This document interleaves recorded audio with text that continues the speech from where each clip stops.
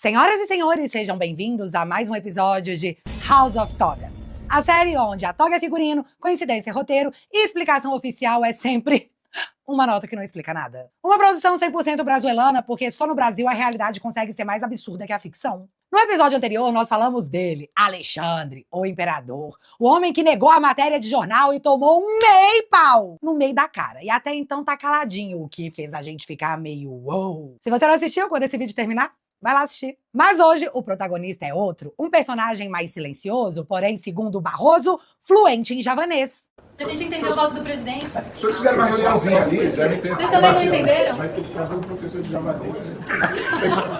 Pois é, o cara nunca conseguiu ser aprovado no concurso para juiz, mas hoje, graças ao Lula, é o juiz da mais alta corte de Brazuela.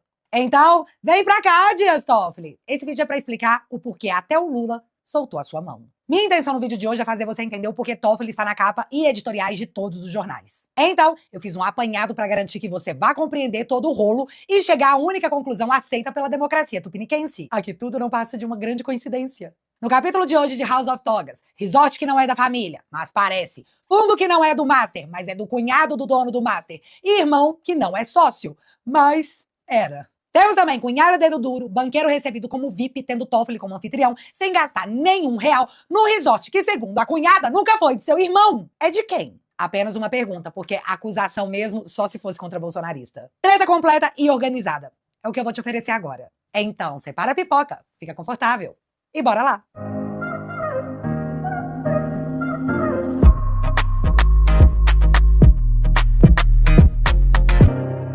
Antes do vídeo começar, eu queria pedir pra você clicar aqui no botão de curtir, porque faz o YouTube distribuir esse conteúdo pra mais pessoas a cada curtida. E reza a lenda que curtir o vídeo não faz o seu dedo cair e ajuda pra caramba. E isso não é lenda urbana. Desde já, valeu demais. Mas tá, hoje a gente vai falar de coincidências. Mas não coincidências pequenas, tipo encontrar alguém conhecido no shopping. Estamos falando de coincidências do tipo, o relator do caso conhece todo mundo do caso. O dinheiro do caso aparece perto da família do relator. O relator passeia de jatinho com o advogado do caso, é amigo de longa data de outro, conduz interrogatório, taca sigilo e depois emite uma nota para dizer que estamos vendo cabelo na cabeça do Alexandre. Tudo começa quando Vorcaro, dono do Master, é preso e Toffoli é sorteado relator. E eu coloquei aspas aqui no sorteado porque ninguém nunca viu esses sorteios. E o dia que a imprensa quis fazer uma auditoria nesse sistema, o Barroso disse, não, obrigado. Antes mesmo de tudo explodir, já existia uma curiosidade simpática. Toffoli viajou em jatinho particular com um advogado de um dos diretores do Master. E não qualquer advogado. Era Augusto Botelho, ex-saco de pancada do Coppola lá na CNN. O cara que defendia o Lula em tudo e é ex-integrante do grupo Prerrogativas, além de ex-secretário nacional de Justiça do Lula. Aí todo mundo se perguntou se o ministro do STF poderia ficar andando de jatinho com advogado de empresário envolvido em escândalo de corrupção a ser julgado pelo próprio ministro no STF. E a resposta é que sim, pode, já que o advogado disse que eles estavam ali apenas como torcedores e não como profissionais. O papo era só sobre futebol. Blim! Mas além do jatinho, tem outro fator. O da amizade. Já que Toffoli tem amizade de décadas com o advogado do Vorcaro, dono do Master. E aí você pode se perguntar se o Toffoli tem amizade explícita com um dos advogados, ele então não deveria se afastar do caso? E a resposta é não. Nem se ficar feio demais. E seguimos, porque essa era só as alegações chatas. Bora pesar esse ambiente. Existe um resort chamado Tayaya, e esse resort é muito frequentado por Toffoli, que aparece em vídeos, festas, encontros, e que tem empresas ligadas à parente do próprio ministro. Quais parentes? Os irmãos do Toffoli, por meio de uma empresa chamada Marit Participações, mas também um primo do ministro que aparece controlando outras empresas do resort. Aí você se pergunta, então o resort é da família? E eu tenho que te responder, calma. De fato, empresas ligadas à família participavam do negócio. Vamos dizer assim, para ninguém ser preso nesse canal. Mas agora segura. Um fundo de investimentos entra no jogo. E esse fundo é ligado ao cunhado do dono do Banco Master. Aí ele vai lá e investe milhões justamente na empresa dos irmãos do Toffoli, que tinham 1/3 do resort. E aí a conclusão de todos seria: o dinheiro do banco investigado foi parar no negócio da família do juiz que julga o banco? Cara, isso seria grave se fosse simples assim. Então bora complicar. O dinheiro não veio direto do Banco Master. O dinheiro fez meio um pacu, sabe? O fundo Leal, que era do irmão do Vorcaro, mandou dinheiro para o fundo Arlen, que também era controlado pelo cunhado do Vorcaro. Aí, esse fundo comprou a parte da Meredith Participações, que pertenciam aos irmãos de Dias Toffoli, José Eugênio Dias Toffoli e José Carlos Dias Toffoli, que é um padre. Agora, uma questão importante. A empresa dos irmãos do Toffoli chegaram a ser donas de 1/3 do resort. Uma parte foi vendida para esse fundo, do cunhado do Vorcaro. Mas, no final das contas, tanto essa parte adquirida pela empresa do cunhado do Vorcaro, quanto o restante da sociedade dos irmãos do Toffoli, foram vendidas para um advogado dos irmãos Batistas da JF. E todo mundo aí lembra que o Toffoli anulou a multa de 10 bilhões devido à corrupção da JF, né? Mas eu preciso complicar um pouquinho mais, já que a empresa Arlen, que comprou parte da sociedade dos irmãos do Toffoli, era gerida pela REAG. REAG, o fundo que foi recentemente liquidado e é investigado por supostamente atuar junto ao PCC.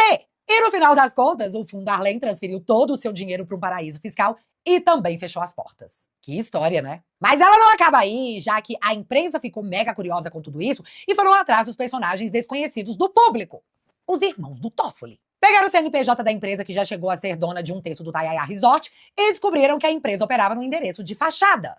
O endereço era referente à casa do irmão do ministro, uma casa relativamente simples para um empreendimento tão grandioso. E foi quando a cunhada do Toffoli, pressionada ali pelo momento, solta a hecatombe. Como que ele se tornou sócio do... Como sócio, moço?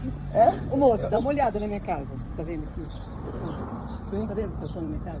Mas é que Você acha que eu da junta não tenho nem comercial. dinheiro pra arrumar minhas coisas da minha casa? Se você entrar dentro, você vai ficar assustado. Cara, a cunhada do Toffoli tá dizendo que não tem dinheiro pra arrumar a casa. E aqui House of Togas começa a virar comédia pastelão, porque se o irmão do Toffoli não era o dono do resort, quem era? Outra coisa, como assim ela não sabe da empresa? Porque ela fala, tipo, oi? Meredith? Nunca vi? E a sede era na casa dela. Estranho demais, galera. E aí eu sou obrigada a refazer a pergunta. Se partes do resort não eram dos irmãos do Toffoli, de quem era? Outra coisa, até 2020, antes de adquirir o resort, os irmãos do Toffoli tinham em patrimônio 380 mil reais. De onde eles tiraram dinheiro para comprar 1/3 do Tayaya, um resort de luxo? Hein? Que mega salto de patrimônio. Me lembrou muito o filho do Lula, que foi de funcionário do zoológico a mega empresário. Mas o que eu achei mais chato aí é que a esposa não sabia o que estava rolando e que a sua casa financiada estava sendo usada de sede de uma empresa de fachada. Bem chato isso aí.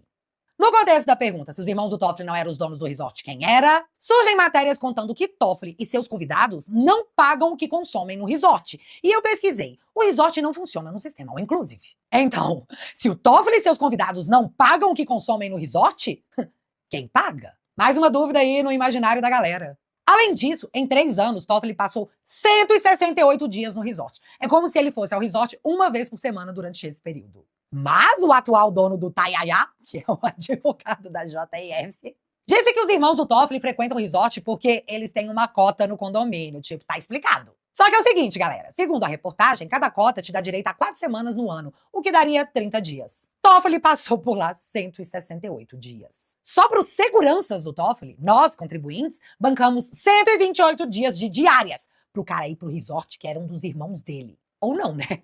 Vai saber, a esposa do cara disse que não. No meio dessas descobertas da imprensa, aparece um vídeo de Toffoli mega anfitrião, recebendo André Esteves, que chegou ao resort no helicóptero. André Esteves, dono do Banco BTG Pactual. André Esteves, que já foi preso por tentar obstruir as investigações da Lava Jato, mas que agora é recebido por Dias Toffoli no Tayaya.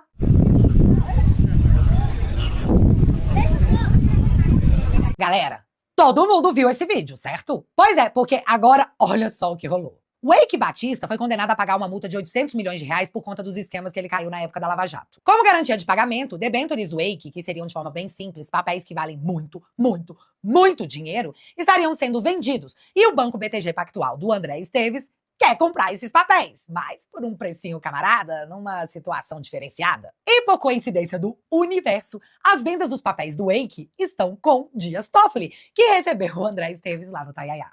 Aí, o Eike Batista entrou com uma ação pedindo ao presidente do STF, o seu Fachin, que tornasse Dias Toffoli suspeito para ser o juiz da venda desses papéis por motivos óbvios. Os caras são amigos nível desce o helicóptero aqui no resort dos meus irmãos, bora tomar uma. Ou provavelmente um encontro para falar de futebol, igual no jatinho com o advogado do Master. Mas tem um problema. Fachin tá de férias. E sabe quem é o atual presidente do STF? O imperador de uma Alexandria ainda não oficializada pelo Google Maps, Alexandre de Moraes. E aí o Alexandre negou o pedido de suspeição do Toffoli, alegando que o pedido de suspeição não é cabível por se basear apenas em matéria de jornal. Galera, tem vídeo, mas pro Alexandre foi só uma matéria de jornal, e matéria de jornal não tem peso de prova. Exceto quando é contra bolsonaristas. Porque chegamos num ponto da história onde os caras estão entrando em contradição e folhas. Porque vocês lembram? O Moraes teve reportagem como única base para a decisão contra empresários bolsonaristas que sofreram busca e apreensão. Ou quando a matéria do Guilherme Amado dizia que o Felipe Martins tinha ido para os Estados Unidos apresentando um travel history sem valor legal algum e foi usado para manter o Felipe preso por 6 meses por uma viagem que ele nunca fez. Nesses casos, matéria tem valor de prova. Agora, numa matéria com vídeo, não, é só matéria de jornal. Não vale nada.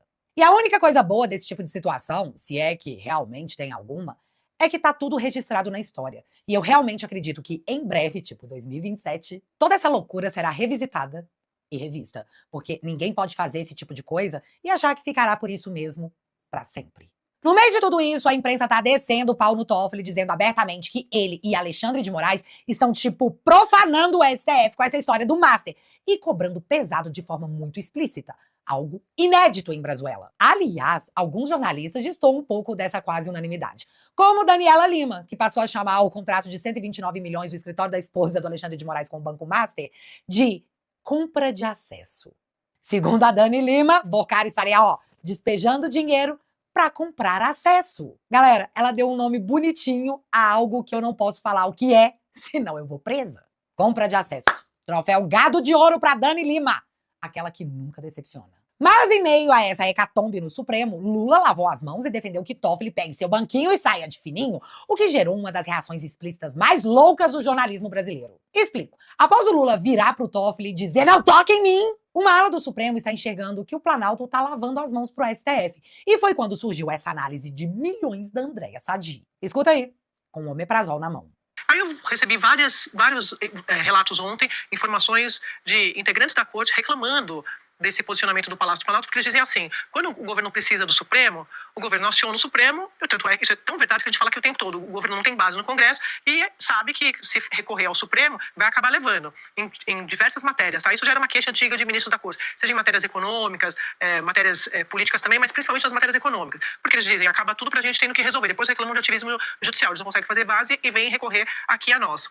Só que quando tem alguma crise envolvendo o Supremo, o Palácio não é com a gente. Então, esses ministros, e aí eu vou vou contextualizar, esses ministros que defendem o Dias Toffoli estão reclamando da situação do presidente Lula nessa crise toda. O Supremo ajudou tanto o governo nas derrotas no Congresso e agora esse Judas nos atira aos porcos? Foi o que eu entendi. STF naquele momento. Nunca achei que ia ser trouxa, fui trouxa. Pra finalizar, na tentativa de dar uma acalmada na galera que tá insana, Toffoli deu uma de clube militar e emitiu uma nota, que não explicou absolutamente nada. Foi tipo, galera, tá tudo certo, tem muitos anos que eu sou ministro, então confia. Fim. Fraquinho segue lá, mega desmoralizado porque não conseguiu sequer implementar um código de conduta. E a Malu Gaspar, assim como a Sadi, seguem dizendo que esse copo ainda vai encher muito antes de transbordar. E aí, você entendeu o que pegou o Toffoli até aqui? Eu espero que sim, porque não sabemos quando, mas muito em breve teremos novos episódios de House of Togas.